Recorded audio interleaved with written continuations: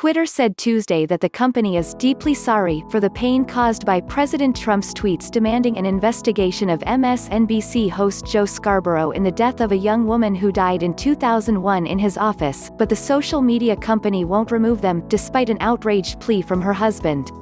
The woman, Lori Klausutis, 28, worked for Scarborough, at the time a Republican congressman representing a district in Florida, and was found dead in his district office after she apparently fell and hit her head on the side of a desk, resulting in a fatal blood clot.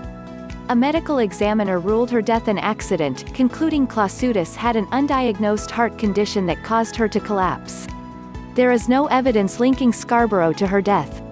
Yet Trump has repeatedly suggested without evidence that Scarborough should be investigated for murder in what the president falsely calls a cold case.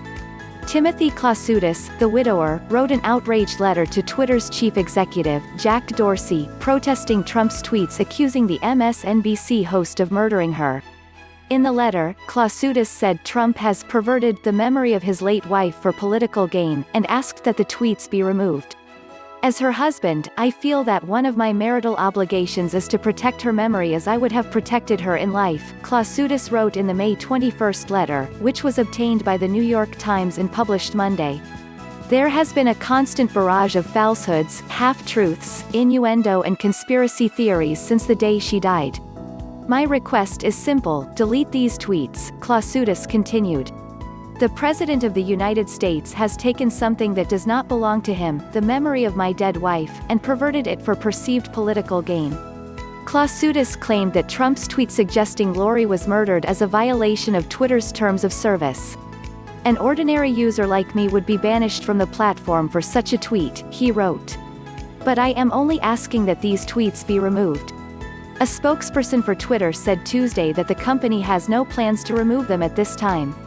We are deeply sorry about the pain these statements, and the attention they are drawing, are causing the family, the spokesperson said in a statement. We've been working to expand existing product features and policies so we can more effectively address things like this going forward, and we hope to have those changes in place shortly. Last week, with the U.S. death toll from the coronavirus mounting, Trump took aim at Scarborough, his wife and co-host, Mika Brzezinski, and MSNBC's parent company, Comcast. Comcast should open up a long-overdue Florida cold case against Psycho Joe Scarborough, Trump tweeted, adding the hashtag in all caps, #OPENJOECOLDCASE. The president did so again Tuesday morning. The opening of a cold case against Psycho Joe Scarborough was not a Donald Trump original thought. This has been going on for years, long before I joined the chorus, Trump tweeted. In 2016, when Joe and his wacky future ex-wife, Mika, would endlessly interview me, I would always be thinking about whether or not Joe could have done such a horrible thing. Maybe or maybe not, but I find Joe to be a total nut job, and I knew him well, far better than most. So many unanswered and obvious questions, but I won't bring them up now. Law enforcement eventually will? Critics have repeatedly complained that Trump's conspiracy-laden tweets and falsehoods, reaching his 80 million Twitter followers, violate the social media platform's terms of service. But the company has resisted calls to address them. Blocking a world leader from Twitter or removing their controversial tweets would hide important information people should be able to see and debate, the company said in 2018. White House Press Secretary Kayleigh McEnany tried to defend Trump's tweets during a press briefing Tuesday afternoon. I would note that this morning the president said that this is not an original Trump thought, McEnany said, pointing to a 2003 segment on the late shock jock Don Imus's radio show in which, she said, Imus and Scarborough joked about killing an intern. McEnany then went on the offensive, portraying Trump, not Klausutis, as the victim.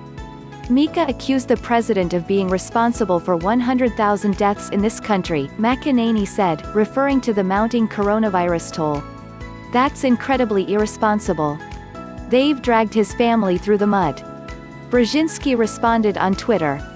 The press secretary is lying, she tweeted. Imus made the callous joke in 2003 during a break and then repeated it on air. Joe was embarrassed and said, "What are you going to do?" trying to move on to talk about the show. No lies can cover up the hatefulness of Donald Trump. Brzezinski added, Donald Trump has no decency and refuses to show a trace of humanity toward a grieving widower. No lies can deflect the awfulness of his behavior. History will judge harshly those who defend this cruelty and callousness. She concluded her message with the hashtag please delete those tweets. At a Rose Garden press conference later Tuesday afternoon, Trump was asked why he chose to spread a debunked conspiracy theory. He responded by claiming that a lot of people share his views. Hopefully someday people are going to find out, Trump said. It's certainly a very suspicious situation. Very sad. Very sad and very suspicious. The president dismissed the letter from the family asking that Twitter remove his tweets, falsely suggesting that they, too, want to see an investigation into the case. I'm sure they ultimately want to get to the bottom of it, the president said, noting there is no statute of limitations for serious crimes such as murder in the state of Florida. From Yahoo!